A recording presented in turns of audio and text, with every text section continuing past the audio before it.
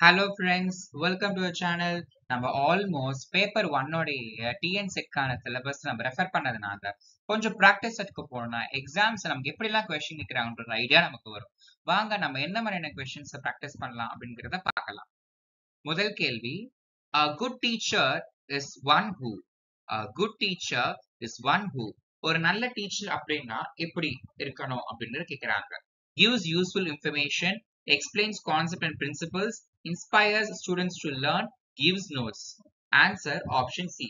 ஏன் பாத்தீங்கன்னா நம்மளோட ஆன்சர்ஸ் நம்மளுடைய இந்த டார்கெட் எல்லாமே நம்ம ஸ்டூடெண்ட் சென்டர்டா தான் பண்ண போறோம். அப்ப நம்ம டீச்சிங் டார்கெட்டிங் எல்லாமே ஸ்டூடெண்ட் சென்டரா இருக்கணும்னு சொல்லிட்டு நம்மளோட பதில்கள்ல எது ஸ்டூடெண்ட் சென்டர்னு யோசிக்கணும். So inspires students to learn, அதுதான் இதோடைய சரியான விடை. அடுத்து, education is a manifestation of perfection already in man. இதை யார் சொன்னாங்க அப்படின்னு கேக்குறாங்க. Education is a manifestation of perfection already in man அப்படிங்கிறத ஆப்ஷன் பி சுவாமி விவேகானந்தா சொல்லியிருக்காரு. அடுத்து, which of the following is not a product of learning? இந்த கொடுத்திருக்கக்கூடிய ஆப்ஷன்ல நாம பார்க்கணும். ஏன்னா இந்த மாதிரி following is not, following is one அப்படின்னு கொடுத்தாங்கன்னா நம்மளுடைய ஆன்சர்ஸ் கொடுத்திருக்கக்கூடிய இந்த ஆப்ஷன்ஸை பேஸ் பண்ணி தான் இருக்கும். அப்போ ஆட்டிடியூட், அதாவது பிஹேவியர் சேஞ்சஸ் நம்ம லேர்னிங்கோட பை ப்ராடக்ட்ல ஒன்று இருக்குதான். அண்டர்ஸ்டாண்டிங், நாலேஜ், அப்ளிகேஷன், ஸ்கில், இது எல்லாமே லேர்னிங்கோடைய ஒரு அவுட்புட் தான். அப்போ இதுல இருக்கக்கூடிய விஷயங்கள் என்ன? மெச்சுரேஷன். இது இந்த கொடுத்திருக்கக்கூடிய ஆப்ஷனை பேஸ் பண்ணி பார்க்க போயாச்சுன்னா கொஞ்சம் ஆட் அவுட் தான். அப்போ மெச்சுரேஷன் நம்ம பை ப்ராடக்ட், அதாவது லேர்னிங் மூலமா வரக்கூடிய அந்த ப்ராடக்டா நம்ம கன்சிடர் பண்ணல அப்படின்றத நம்ம சொல்றோம். Dynamic approach to teaching means, ஒரு டைனமிக் அப்ரோச்சான ஒரு டீச்சிங் எப்படி இருக்கணும் அப்படின்றத கேக்குறாங்க. ஆப்ஷன் ஏ, ஃபோர்ஸ்ஃபுல் அண்ட் எஃபெக்டிவா இருக்கணுமா? எஃபெக்டிவ் ஓகே, ஆனா ஃபோர்ஸ்ஃபுல்லா இருக்கணுமா? தப்பு. எப்பவுமே டீச்சிங் அப்படிங்கிறது ரொம்ப ஃபோர்ஸிங்காவும் இருக்கக்கூடாது. அடுத்து, concepts only to be concentrated. இந்த ஆன்சர்ல பாருங்க, ஒன்லி டு பி கான்சென்ட்ரேட்டட். ஸ்டூடெண்ட்ஸோட நாலேஜ் இம்ப்ரூவ் பண்றது மட்டும் இல்ல, கான்செப்ட் சொல்லி கொடுக்க மட்டும் அப்படிங்கிறது தப்பு. அப்ப அடுத்து பாருங்க, the students should be required to learn through activities. Activities மூலமா ஸ்டூடெண்ட்ஸ் கத்துக்கிறாங்க. லேர்னிங் பை டூயிங் அப்படின்னு சொல்றதுல அப்படிதான். அப்ப teaching should be energetic and dynamic. அவங்க தான் டைனமிக் அப்ரோச் கொடுத்துட்டாங்க. சோ இந்த ஆன்சருக்கு வாய்ப்பே கிடையாது. அப்போ இதுல இருந்து என்ன சொல்ல வராங்க? ஆஸ் யூஷுவல் நம்ம ஸ்டூடெண்ட்ஸ் சென்டரா யோசிக்கும் பொழுது ஸ்டூடெண்ட்ஸ் கத்துக்கக்கூடிய எல்லா விஷயங்களும் ஆக்டிவிட்டிஸ் மூலமா இருக்கணும்ங்கிறத நாம இங்க கன்ஃபார்ம் பண்றோம். அடுத்து, nowadays the most effective mode of learning is. இந்த காலத்துக்கு ஏற்ற மாதிரி ரொம்ப எஃபெக்டிவான லேர்னிங் எப்படி இருக்க போகுது? கேம்ஸ் மூலமா இருக்க போகுதா?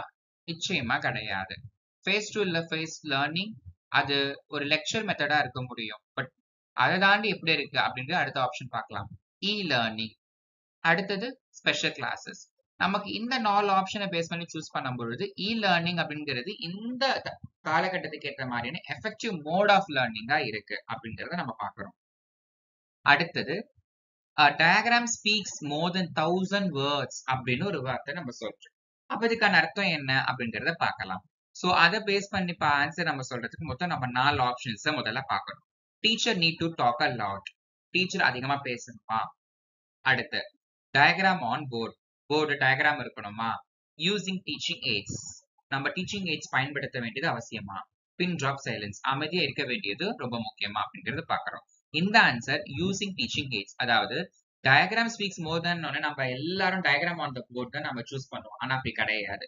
எப்பவுமே நம்ம நல்ல ஞாபகம் வச்சுக்கிற ஒரு விஷயம், ஒரு எஃபெக்டிவான டீச்சிங்ல நம்ம டீச்சிங் எய்ட்ஸ் தான் நம்ம என்ன பண்றோம், யூஸ் பண்றோம். அதே மாதிரி நல்ல ஒரு தெளிவான ஒரு புரிதல கற்றல் இருக்கணும்னா அந்த இடத்துல டெமான்ஸ்ட்ரேஷன் மெத்தடா லெக்சர் மெத்தடா கேட்டாங்க அப்படின்னா டெமான்ஸ்ட்ரேஷன் மெத்தட். பட் மத்த மெத்தட்ஸை கொடுத்துட்டு டெமான்ஸ்ட்ரேஷன் கம் லெக்சர் நம்ம சூஸ் பண்ற மாதிரி இருந்துச்சுன்னா நம்ம அதுதான் சூஸ் பண்ற மாதிரி இருக்கும். அடுத்த கேள்வி, which one is the best method of teaching? Demonstration, lecture, interview, oral test. Of course நமக்கு இப்பதான் தெரியும் demonstration தான் best method of teaching. கற்றல் வழியை, அதாவது ஒரு கற்றலை நம்ம செயல் மூலமா நம்ம கத்துக்கும் பொழுது அதை நம்ம மனசுல பதிகிறதுனாலதான். அடுத்ததாக, if students are not able to follow, you should. If the students are not able to follow the teachers or you should do what? நீங்க என்ன பண்ணுவீங்க அப்படின்னா மேக் த மேட்டர் ஈஸி. நீங்க சொல்லி கொடுக்குற கான்செப்ட் ஈஸியா சொல்லி கொடுக்கலாம். அப்படின்னா நம்ம எல்லா கான்செப்ட்ஸ்க்கும் அப்படி ஈஸியான என்ன பண்ண முடியாது, எக்ஸ்பிளைன் பண்ண முடியாது.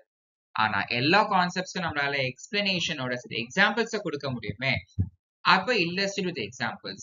நம்ம ask them to read essay writings. அப்போ உங்களை அவங்களால ஃபாலோ பண்ண முடியல, நீங்க சொல்றது அவங்களால ஃபாலோ பண்ண முடியல அப்படின்னா essay writings எழுத சொல்லுவீங்களா?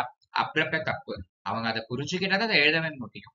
அப்புறம் none of the above, இதுல எதுவுமே இல்லையா அப்படின்னு பார்க்கும்போது இதுதான் சரியான விடை. illustrate with examples. நம்ம எப்பவுமே நம்ம டீச்சிங்ல நல்ல எக்ஸாம்பிள்ஸ கொடுக்கும் பொழுது அது நல்லபடியா டீச்சர்ஸ் ஸ்டூடெண்ட்ஸ் கிட்ட டிராவல் ஆகுது. அப்போ அந்த எக்ஸாம்பிள் ஆனது ஞாபகம் வச்சாலும் அந்த கான்செப்ட் அவங்க எக்ஸ்பிளைன் பண்ண ட்ரை பண்ணுவாங்க.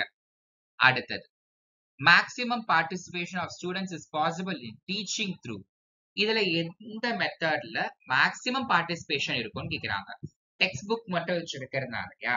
நிச்சயமா கிடையாது. பனிஷ்மெண்ட் கொடுத்தா வாய்ப்பே இல்ல, அது பார்ட்டிசிபேஷனை குறைச்சிடும். Discussion method, lecture method. Lecture மெத்தட்ல நம்ம ஏற்கனவே நம்ம கிளாஸஸ்ல பார்த்துருக்கோம், இதுக்கு முன்னாடி கூட வீடியோல எல்லாம் பார்த்துருக்கோம். லெக்சர் மெத்தட் நம்ம டீச்சர் சென்டர்டா இருக்கும். அப்போ நம்ம ஆன்சர் டிஸ்கஷன் மெத்தட் அப்படிங்கறத நாம ஆன்சர் சூஸ் பண்ணலாம். டிஸ்கஷன் மெத்தட்ல தான் நம்ம இந்த பார்ட்டிசிபேஷனை அதிகப்படுத்த முடியும், அதாவது ஸ்டூடெண்ட்ஸ் உடைய ஆக்டிவ்னஸ் அப்படிங்கறத நம்ம சொல்றோம். அப்ப அந்த டிஸ்கஷன் மெத்தட் பியர் குரூப்பா இருக்கலாம், இல்ல டீச்சர்ஸ் கூடவா இருக்கலாம். இந்த மாதிரி நிறைய விஷயங்களை நம்ம இதுல சொல்லலாம். அடுத்து, kindergarten system of education means garden of kids. யார் சொன்னது? Dewey, Froebel, Plato, Spencer. Of course நம்ம எல்லாருக்கும் தெரியும் kindergarten education, the garden of kids சொன்னாலே இந்த ஃப்ராபல்ல தான் நம்ம என்ன பண்றோம் சொல்றோம். சோ இந்த 10 கேள்விகள் மாதிரி இன்னும் நம்ம நிறைய கேள்விகளுக்கான விடை மற்றும் அதுக்கான எக்ஸ்பிளனேஷன்ஸை பார்க்க போறோம். இந்த மாதிரி கொஸ்டின்ஸை கண்டிப்பா நம்ம ப்ராக்டிஸ் பண்ண வேண்டியது அவசியம். இதுக்கு முன்னாடி கொடுத்த லெக்சர் வீடியோஸை தரவா ரீட் பண்ணிட்டு அதை பேஸ் பண்ணி உங்களுக்கு ஏதாவது கொஸ்டின்ஸ் ரைஸ் ஆச்சுன்னா மறக்காம கமெண்ட்ல போடுங்க. இதே மாதிரி நல்ல நல்ல வீடியோவோட நம்ம அடுத்த முறை மீட் பண்ணலாம். ஒரு விஷயம் நம்ம மறக்க வேண்டாம், இந்த உலகத்துல நம்மள மாதிரி ஹார்ட் ஒர்க் போட்டு படிக்கிறவங்க யாருமே கிடையாது. அப்போ நம்மளால ஜெயிக்க முடியலன்னா வேற யாரால ஜெயிக்க முடியும் அப்படிங்கறத யோசிங்க. அதுக்கான ஹார்ட் ஒர்க்கை சரியான தருணத்துல போடுங்க. மினிமம் பேப்பர் 1க்கு 2 hours, உங்களோட மேஜர் பேப்பருக்கு 2 hours போட்டு படிச்சோம்னா நம்மளுடைய இந்த குறுகிய காலகட்டத்துல நிறையவே அச்சீவ் பண்ணலாம். ஸோ டெய்லி ப்ரிப்பரேஷன் இருக்கணும். டெய்லி இந்த மாதிரி நம்ம லெக்சர் வீடியோஸை கவனிச்சுக்கிட்டே இருக்கும் பொழுது நம்ம அப்டேட்ல இருப்போம். இந்த வீடியோ பிடிச்சிருந்தா லைக் பண்ணுங்க, ஷேர் பண்ணுங்க, கமெண்ட் பண்ணுங்க, மறக்காம சப்ஸ்கிரைப் பண்ணுங்க, மறக்காம ப்ரிப்பேர் பண்ணுங்க.